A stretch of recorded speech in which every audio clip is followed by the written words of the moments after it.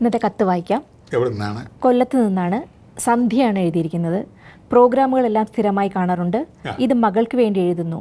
ഇപ്പോൾ 12th പഠന താല്പര്യം വളരെ കുറവാണ്. എപ്പോഴും എന്തെങ്കിലും അസുഖങ്ങളും അരിഷ്ടതകളുമാണ്. മകളുടെ ഭാവിയെക്കുറിച്ച് അറിയണം.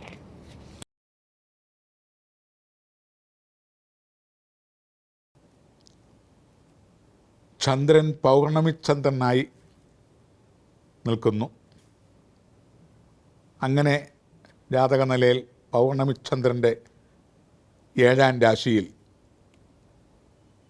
ചൊവ്വാഗ്രഹവും പൂർണ്ണ ബലത്തോടെ നിൽക്കുന്നു. അങ്ങനെ പൗർണമി ചന്ദ്രൻ്റെ 7ാമത്തെ രാശിയിൽ പൂർണ്ണ ബലത്തോടെ ചൊവ്വയും, ചൊവ്വാഗ്രഹത്തിൻ്റെ 7ാമത്തെ രാശിയിൽ ശനിഗ്രഹവും ഏതാണ്ട് 30 രശ്മി ബലത്തോടെയും, ശനിഗ്രഹത്തിൻ്റെ 7ാമത്തെ രാശിയിൽ ശുക്രനും, ശുക്രൻ്റെ 7ാമത്തെ രാശിയിൽ വ്യാഴഗ്രഹവും അതീവ ഭാഗ്യമായിട്ടുള്ള ഒരു ഗ്രഹനിലയാണ് കാണുന്നത്. ഇത് കലികാലത്തിൽ ഇങ്ങനെയുള്ള യോഗങ്ങൾ കിട്ടാൻ ബുദ്ധിമുട്ടാണ്.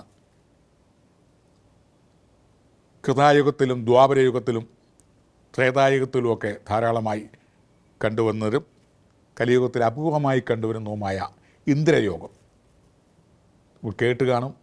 ദേവേന്ദ്രൻ എന്നൊക്കെ പറയുന്ന പോലുള്ള, അതുപോലെ എല്ലാവിധ സർവൽ സമൃദ്ധിയോടുകൂടി പേരും പ്രസിദ്ധിയും പ്രൗഢിയും രാജകീയ പ്രൗഢികൾ, രാജരാജ പ്രൗഢികൾ ഉൾപ്പെടെ ഈശ്വരാനുഗ്രഹവും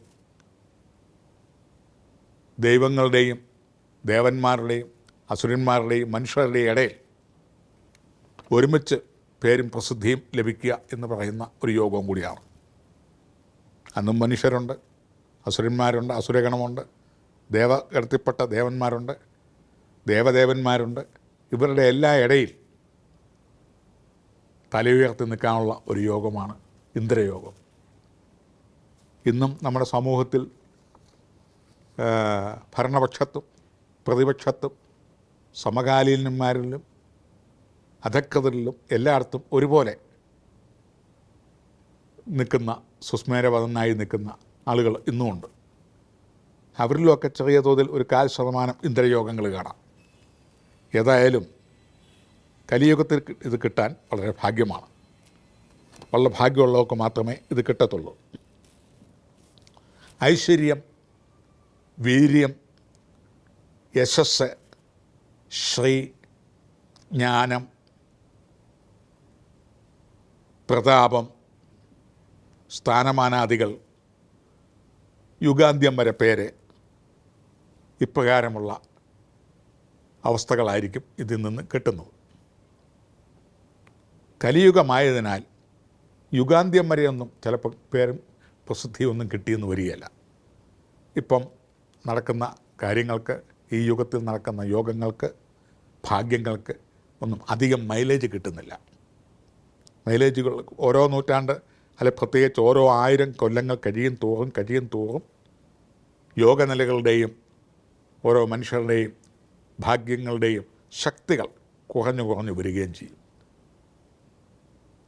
എന്നാൽ ഉള്ള സമയം പെട്ടെന്ന് പോപ്പുലാരിറ്റി കിട്ടാൻ ഇടയാകുകയും ചെയ്യും. അതാണ് എല്ലാം വൈറലായിട്ട് വരുന്ന കാര്യങ്ങളുമെല്ലാം. അതോടെ ഒരു ദിവസം കൊണ്ട് ഒരാളുടെ പ്രസിദ്ധി തീരും. അങ്ങനെ പ്രസിദ്ധിയുള്ളവരുണ്ട്. അല്പസമയം കൊണ്ട്, അതായത് വലിയ വലിയ ഭാഗ്യക്കുറികളൊക്കെ ഒരു സെക്കൻഡ് കൊണ്ട് ആ സമയത്ത് പോയി ടിക്കറ്റ് എടുക്കുക, അടിക്കുക. അതിന് മുമ്പ് ഇത് കെട്ടിവെച്ചെടുക്കുന്നവർക്ക് കിട്ടണമെന്നില്ല. അല്പനേരം കൊണ്ട് വലിയ ഭാഗ്യങ്ങൾ കിട്ടുന്നവർ ഇതെല്ലാം ഇന്ദ്രയോഗത്തിൽ പെട്ടവരാണ്. കരികാര്യങ്ങളിൽ അധികം ഭാഗ്യങ്ങൾ നിലനിൽക്കുന്നതല്ല. കുറച്ച് കാലം, 1 പന്തീരാണ്ട് കൊല്ലം, 2 പന്തീരാണ്ട് കൊല്ലം, 3 പന്തീരാണ്ടൊക്കെ കിട്ടുന്നവർക്ക് ഈ പറഞ്ഞ പോലെ വലിയ വലിയ ഭാഗ്യങ്ങളാണ്. 13, 36 വർഷം ഒക്കെ കത്തിജ്വലിച്ച് നിൽക്കുക എന്ന് പറയുന്ന പോലെ. ഏതായാലും ഇന്ദ്രയോഗം ഉണ്ട്. മോഹിച്ചതിനേക്കാൾ വലിയ പദവിയിലും ഐശ്വര്യത്തിലും വീര്യം, യശസ്, ശ്രീ, ജ്ഞാനം, പ്രതാപം, പ്രൗഢി, ഇപ്രകാരമുള്ള നിലകളിൽ ജീവിതവൃത്തി ഉണ്ടാവും. ഇതൊക്കെയാണെന്നുണ്ടെങ്കിലും അധികസ്യ അധികം ബലം എന്ന് പറയുന്ന പോലെ നവഗ്രഹങ്ങളെ കൂടുതലായി എപ്പോഴും സന്തോഷിപ്പിക്കുക.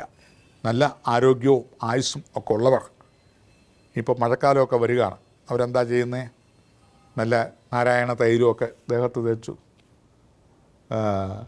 നല്ല കുഴമ്പുകൾ, മാണിക്കുഴമ്പുകളൊക്കെ ഇട്ട് ശരീരത്തിൽ പിടിപ്പിച്ചു, ഇഞ്ചിയും അഷ്ടഗന്ധപ്പൊടിയും ഒക്കെ ഇട്ട് തേച്ച് കുളിച്ചു, പൊടിയരിക്കഞ്ഞിയും ഉപ്പുമാങ്ങയൊക്കെ ചേർത്ത് ഔഷധവീര്യമുള്ള കഞ്ഞികൾ കുടിച്ചു, അല്പം കളരിപ്പയറ്റും കന്നുപൊട്ടും അഭ്യാസമുറകളും ഒക്കെ എടുത്തു, യോഗയിലേക്ക് തിരിയുന്നു. കൂടുതൽ ആയുസ്സും ആരോഗ്യവും സമ്പത്തും ഒക്കെ വർദ്ധിപ്പിക്കുവാനുള്ള പ്രൗഢിയിലേക്ക് നീങ്ങുന്നു എന്ന് പറഞ്ഞ പോലെ ഇന്ദ്രിയയോഗങ്ങൾ ഒക്കെ ഉള്ളവരും നവഗ്രഹങ്ങളെ കൂടുതൽ സന്തോഷിപ്പിക്കുന്ന നവഗ്രഹ ഹോമങ്ങളൊക്കെ ചെയ്യുന്നത് നല്ലതാണ്. വെള്ളം, ചന്ദനം, പുഷ്പം, ധൂപം, ദീപം ഇത്യാദി പഞ്ചഭൂത സാരാംശങ്ങളെ കൊണ്ട് സംതൃപ്തമാക്കുക നവഗ്രഹങ്ങളെ.